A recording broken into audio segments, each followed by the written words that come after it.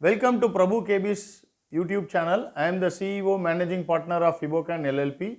As you know, Fibocan is into the business of enabling wealth. We enable wealth through training, coaching, mentoring, helping clients devise their investment strategies through our innovative investment strategies and technology products and solutions.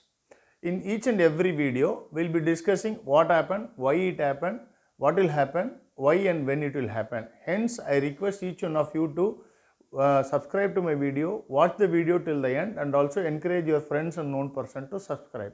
Last 2 days, I couldn't put my video due to my ill health and other things. With this, we will start today's video. Today, December 22nd, Wednesday, penultimate date of weekly option expiry. Nifty closed at 35. Bank Nifty closed at 35.29, rose by 1.2%, and Nifty closed at 16,955.40. On Monday, there is a severe fall.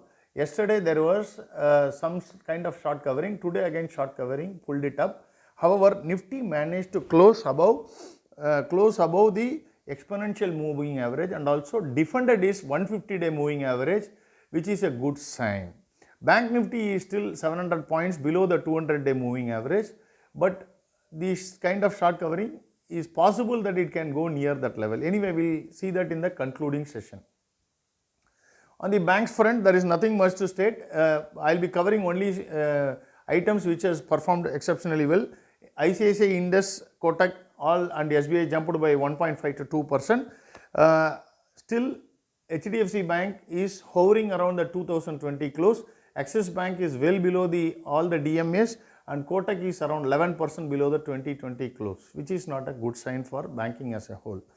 On the NBFCs, HDFC is below the 2020 close. Chola is 1.5%, it rose. Manappuram rose by 4.5%.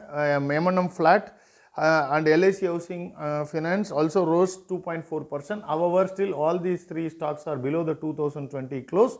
Hence, they are still in danger. They are not out of danger. While Muthoot went up by 2.8% and it reversed beautifully. Shriram remained flat. On the cards and insurance, we have told many times, ICICI Pru is remained flat today. General Insurance 1.78 and HDFC Life flat, but they are still below the 2020 close, and hence the long-term trend is down. SBI Life, though it fell by 1%, but overall uptrend is intact. SBI Card remained flat, but it is above the 2020 close, which is good. Probably next year there can be some up move that can be expected. Next is IT stocks. All the IT stocks performed well. In fact, we have been telling time and again that people should commit funds for IT, because IT is one sector that is defying all gravities.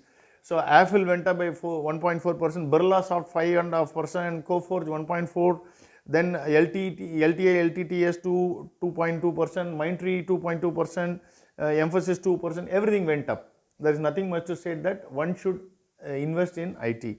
On the consumer goods front, Britannia, HLL and Colpal, still they are below the 200-day moving average and they are not out of danger, while Berger is hovering here and there. Still it is not out of danger, but I wouldn't call it is in danger as well. Asian Paints, Nestle, Titan, everything went up today. PVR jumped today 4%. Now it has managed to stay above the 2020 levels. We have to see how it is closing in the remaining 7 trading sessions in this year. On the oil and telecom, Bharti and Reliance both jumped by 2.4 to 2.6% and both reversed beautifully from the lower band. Now we can see real reversal happening in the weekly and hence in the monthly also, and both will become a buy in few days time if this trend continues. On the metals pack, more or less Jindal Steel, JSW, Coal and NMDC remain flat, while Vedanta Steel and Tata Steel jumped anywhere from 1.5 to 2%. Hindalco National Aluminum jumped by 4%. Overall metals is still I wouldn't say it is shining, but it has potential to shine provided it is able to hold these levels. Automobile remained flat. Bajaj Auto, Escorts, Hero, TVS all remained flat. 0.6 to 2%. M&M, Maruti and Ashok Leyland.